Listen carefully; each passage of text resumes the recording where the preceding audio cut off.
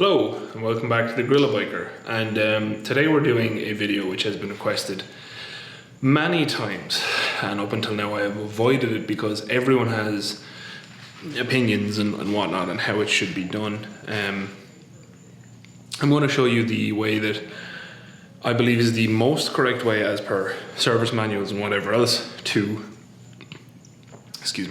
adjust your chain slack. Now, we'll be doing this today on the Z900RS, which I'm not sure can you see, but there it is, looking beautiful. And essentially what we'll go through is actually how to set up the bike, which we'll talk about real quick. I like how well I can hear people walking outside through the garage. Anyway, we'll go through how I set up the bike real quick. You don't have to have a rear stand to do this.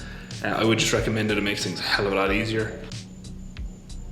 Honestly, it sounds like those people are just chilling at the end of my drive. Anyway, how I set up the bike, and basically that's all there is to it, and how I actually loosen and retighten the axle nut, bolt, whatever you want to call it, nut and bolt. Axle and a nut, we'll say, because it is actually generally a solid axle. Always solid axle and a nut tighten it on.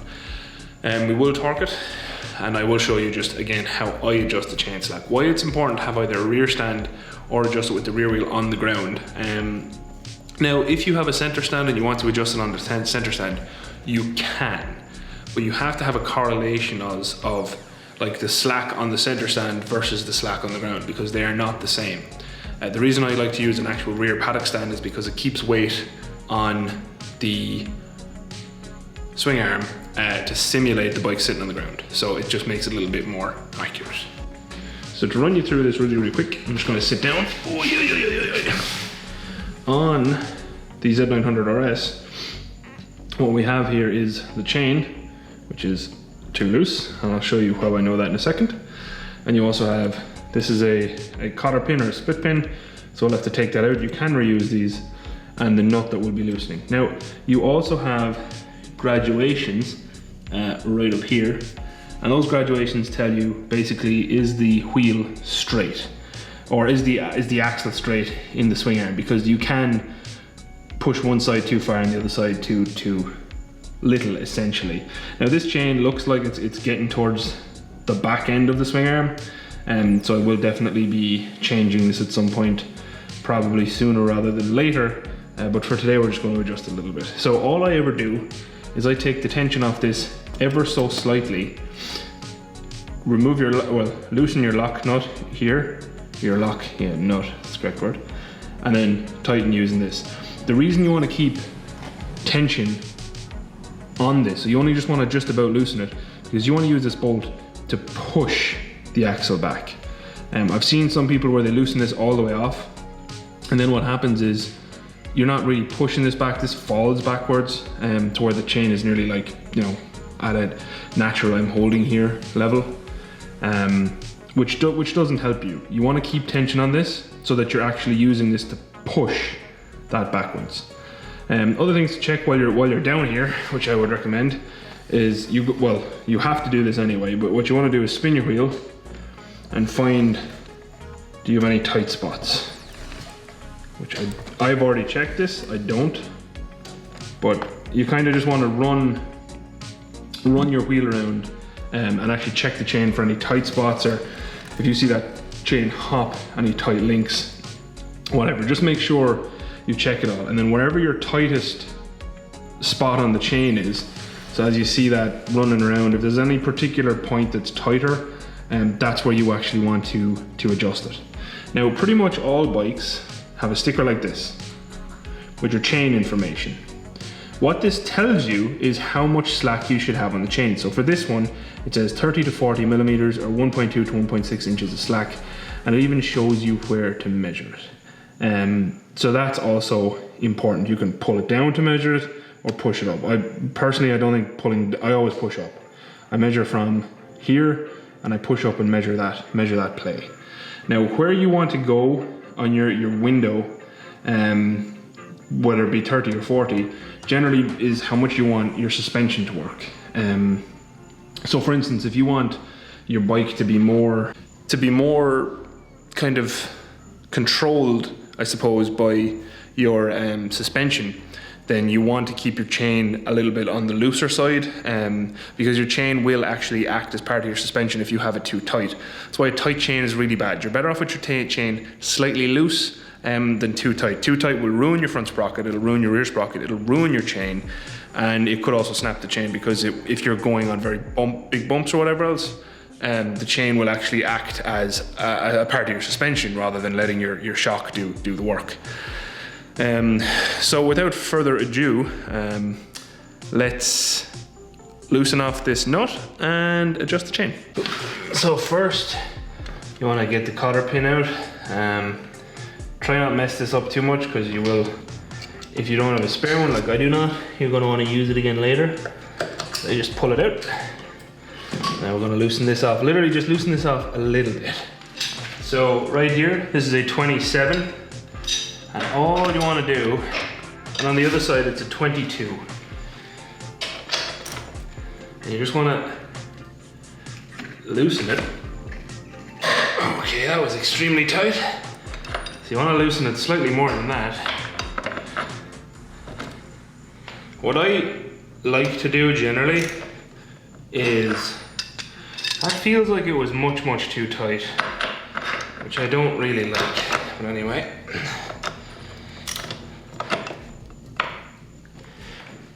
Oh my God.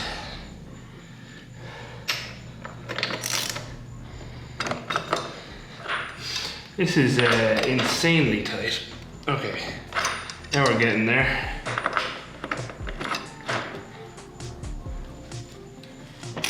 Okay, so generally I wouldn't loosen it this much to where it's hand loose, but this was extremely tight. So now what I'm going to do is tighten it back up, and I'm tightening it on the other side, but tighten it back up till it's like, you know, a good pinch. You want it so that you pretty much can't open that by hand. And now what we're going to do, and if you watch down here on the chain, you're going to see this. What I'm going to do first, I'm going to unlock these, because it is all kind of locked up, and then I'm going to slowly move this back until we reach our chain tension. So right now we're at, to me that's a bit loose. We'll pull down all the way 60, and it's actually hitting the chain guard. So we're going to go till we're not really slapping that chain guard. I usually have a better ruler, but I just moved and I'm not sure where everything is. But basically this is to get you the intent of it more. I am going to get bobbins for her too.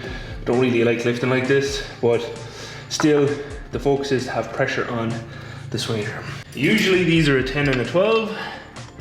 There's a 12. Don't tell me it's a 12 and a 12. Fantastic. It's a 12 and a 12, my least favorite.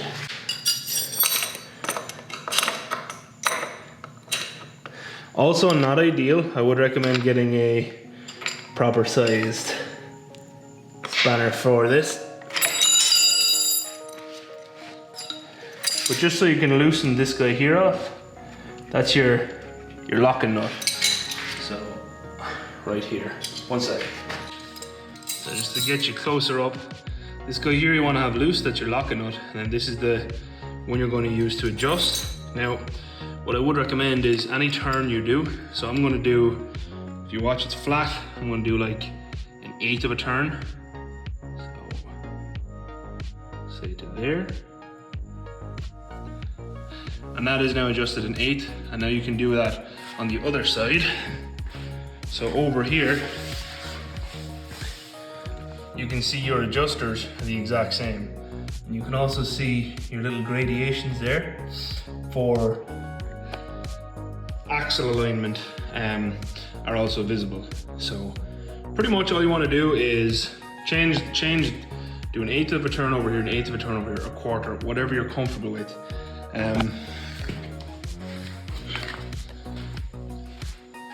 And essentially as you go, you want to keep checking this with that nut at the back. Like I said, plenty of pressure on that. So that's what we're going to do now.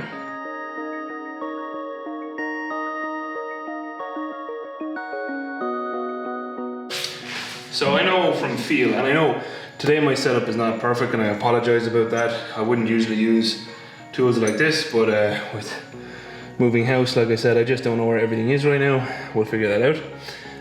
But I'm pretty happy with that, because usually when you torque back up, when you torque back up, you tend to tighten your chain ever so slightly. Always try to pull it. So always try to pull your chain off your rear sprocket, because it actually should be hooked on here pretty well. If that chain lifts off the rear sprocket, it's definitely bad, and I would change it. Other things to do while you're down here is inspect your sprocket teeth. Mine are actually in good condition. I'll get a close up of them in a second. And also we will check the front sprocket in an upcoming video where I kind of go through this bike like I went through it when it was new. So we'll do that very soon too, now that we have much better light in this garage. But yeah, honestly, that's kind of, I'm happy with that where it is. You can measure, remeasure. Honestly, over the years, I've done it so that I kind of know where my chain should be on most of my bikes. This one, no different. I'm pretty happy with where it is. I can measure it, but I know it's going to be in the window. Generally speaking, if your chain is like flooping around and hitting your swing arm and whatnot, it's too loose, and it should never be like a bowstring. So like if you went to touch this and it was just moving this much, that's way too tight. You want a good healthy amount of movement on your chain, or it's just going to break things really quick. So this is kind of, I'm happy where it is. Then what you want to do is you want to check your markings. I never personally go off the markings too much. I don't think they're that accurate, so I will pick a point to measure from. Usually I'll get a piece of string and go from that bolt up here, so here, and back and to the center of your bolt here, whatever else. Just pick 2 points to measure between that can be measured on both sides of the bike, and make sure that they're lined up correctly. Or you can measure off the back here in certain cases and whatever else. Personally, I wouldn't trust that too much, but however you want to measure, just make sure you're measuring from a static point to the same place, and go from there. Like you can also try measure from, well, I can't here, but the flat of here to the back end of your block or whatever else. Just make sure the block is actually the right size and all that good stuff. But I'm gonna just clean this up real quick, and then we'll get back to torque this back here. Okie dokie. So I now have these tightened up. What you want to do is you want to hold this one in place and tighten this nut into the swing arm. You don't want to rotate this one. You just want to hold it in place where it is and tighten that one in. That's why it's so important to keep this having tension on it. Otherwise this can kind of flop around from this. That's why you want this pushing against this. If you loosen this nut off too much, literally you'll be able to like pull your wheel back and forward, and then actually tightening this into it isn't doing anything. Whereas right now we have like actual engagement between this bolt and this guy here to keep everything in place. So now what I'm going to do is we're going to torque this up. So to torque this up, you're going to want a 27mm for this bolt here. You are going to want a torque wrench capable of going to 110 Newton meters, which I'm going to set right now. So I don't know, can you see this? I'll try to show you. It's going to be impossible to read, but what you want to do is line up your 0 mark with 110 Newton meters. You also want to make sure you're on your correct scale. So this one says Newton meters. You don't have to use Newton meters, of course, and you can use pounds foot or whatever. This is 110 Newton meters. So I'm going to get that one ready. And what I'm going to do is go on the other side with my 22, just so I can tighten it all up. What you want to wait for here is the click. And there you go. That is that torqued up to spec. Now sometimes what you can have is you won't line back up with the hole. I generally don't like when it doesn't line up nicely. But what I'm going to do is just see, can we rotate this a little bit? There we go.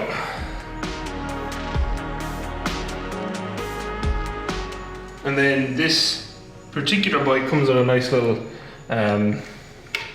cover to cover up that nut. Kawasaki are one of the few who actually still put the cotter pin in the rear axle, which I like. Then you want to make sure at the very end, I like to spin the wheel and just make sure that nothing looks too untoward or whatnot. But essentially that's it. That is how I tighten my chain. Essentially, it's actually pretty straightforward. Put it up on a rear stand, loosen off your rear axle. Like I said, generally I wouldn't loosen it the whole way like I did there and then re-tighten it, but if you do that, just put it back hand tight. Like you want to be tight so that it's like it's a firm turn on the actual nut itself, so that there's resistance there. And then adjust your chain adjusters and tighten everything back up. That's it. While you're there, inspect your sprocket, inspect your chain. That's all you can do really. And do give your rear wheel a wiggle just to check bearings and whatever else. At the end, spin it just to make sure that everything is moving nice and smooth. Measure it to make sure that you have misaligned the axle, and that's about it. I have avoided this for years because I'm sure someone is going to watch this video and tell me that I've done it all wrong. And to be fair, today that was not the cleanest way of doing it. I don't have all my tools sorted out. I am hoping to buy a toolbox for this garage very soon, so that we can be a little bit neater about these things. Right now it is a bit of a mess. So we literally just moved in here, so everything's kind of all over the place. But I will get that sorted out and we'll get it a bit cleaner. And yeah, look, any questions, let me know. This is something that I think a lot of people find daunting, but really and truly it's actually quite a straightforward job, and something that you can save a lot of money by doing yourself. Not only save yourself a lot of money in adjusting the chain, but save yourself a lot of money in the long run by keeping your chain in good health, because a well-adjusted chain is a healthy chain. Keep it clean, keep it lubricated, and keep it at the correct tension, and your chain and sprockets will last a hell of a lot longer than if you ignore and abuse them. So that's it. Like I said, any questions, please do let me know. And yeah, until next time, thank you as always to all of my patrons and everyone watching. I really do appreciate all of you, but a special thank you to the patrons, because they do a lot, to support this channel. And yeah, until next time, thank you again for watching. Adios. Outro crew. I don't know, have any of you, well, obviously people in Ireland might not have heard of Harbor Freight, unless they watch American YouTube like myself. But I am looking at a Harbor Freight toolbox, the Yukon one. It has the wooden top so I can like bolt a vice to it. But if anyone has any suggestions on a toolbox to get, let me know down in the comments. Bye, outro crew.